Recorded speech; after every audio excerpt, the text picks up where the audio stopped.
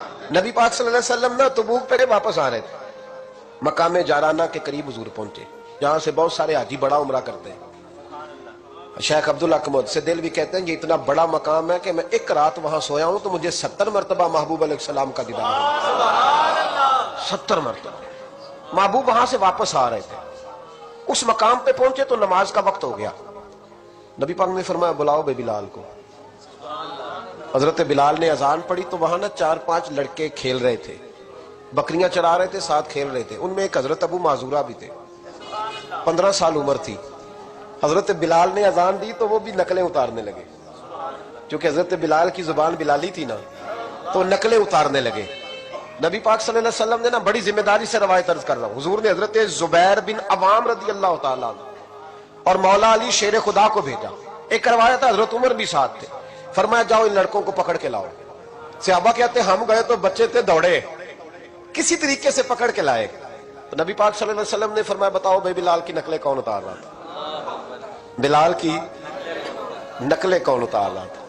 عجیب لطف بن گیا، بولو کون نقلیں اتار رہا تھا؟ عجیب ذائقہ ہے یار، عجیب منظر نہیں کہ بلال کی کوئی نقل بھی اتارے تو محبوب کہتے ہیں بلا کے لاؤ۔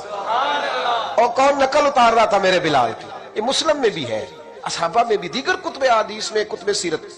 کون نقلیں اتار رہا تھا؟ جی ہم نے نہیں، بچے بڑے پکے ہوتے ہیں، کئی دفعہ مشورہ کر لیتے ہیں، ساری کلاس پکی ہو جاتی ہے، دسنا ہی نہیں، سوال ہی نہیں، بچے پکے ہو گئے کا کوئی پتہ نہیں۔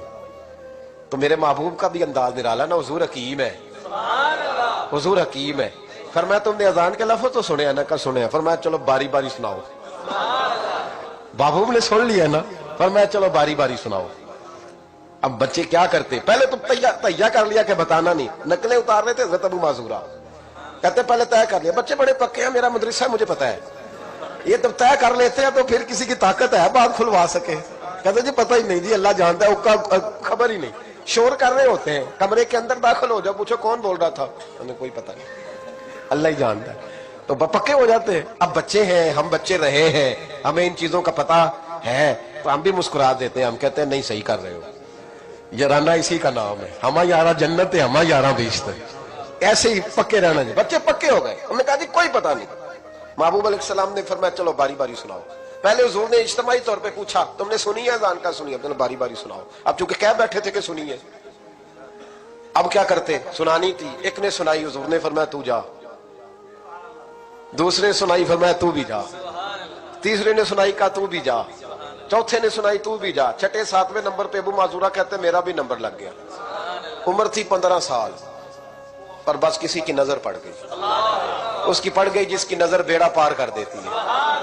اللہ کرے کسی کی نظر پڑ جائے، کام بن جائے۔ تیری ایک نظر کا کمال ہے، میری زندگی کا سوال ہے، یا رسول اللہ انظر حالنا، اس کا ترجمہ یہی ہے کہ ایک نظر کرم کرو، یا رسول اللہ انظر حالنا۔ محبوب علیہ السلام اب چھٹا 7واں نمبر لگا تو کہا تو بھی سنا، تب ابو معذورہ سریلے تھے، کانوں میں انگلی لی، حضرت بلال کی نقل اتاری تو بڑی پیاری۔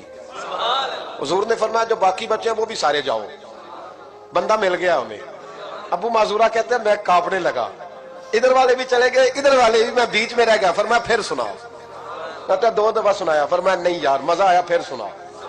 کہتے 3 دفعہ جب میں سنایا تو میں نے محبوب کے چہرے پہ روشنی دیکھی، اور سجنوں بلال کی کوئی نقل اتارے تو صحیح، کہتے روشنی دیکھی، حضور اٹھے اور حضور نے میرے سر پہ ہاتھ پھیرا اور دعا کی، اللہم بارک فی ہے، اللہم بارک فی ہے وہدہ الی الاسلام۔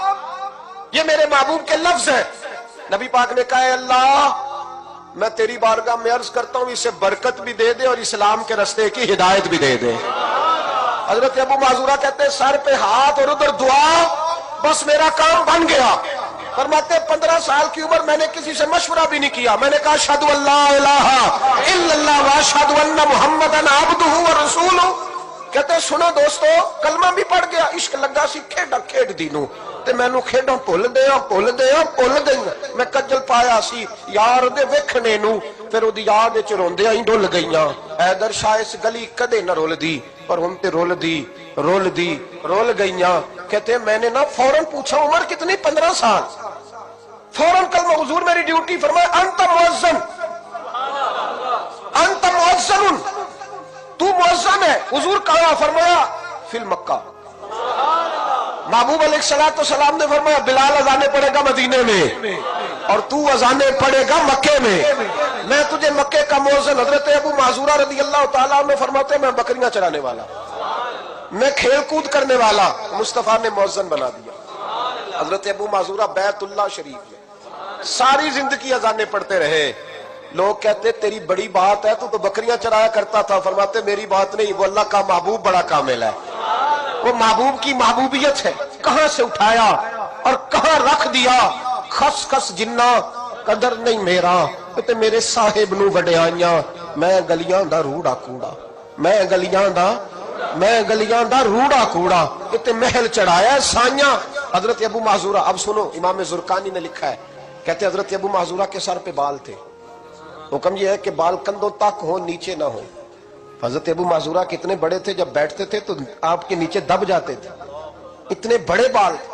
लोगों ने कहा कटवा दे, तुम्हें नहीं पता कंधों तक होने चाहिए। फरमाया ये नहीं मैंने कटवाने। कहा कटवा दो। का नहीं कटवाने। का क्यों? फरमाने लगे इन बालों पे मेरे नबी का हाथ लग गया है, अब इन बालों को कब्र में लेके जाऊंगा और वो खुशबू जो हुजूर के दस्ते मुबारक से यहाँ आई है वो कब्र तक जाएगी। पसे मुर्दन फरिश्तों ने जो तलाशी ली तो क्या निकला? फकत एक दिल के गोशे से ख्याल मुस्तफा निकला। मैं कब्र तक लेके जाऊं।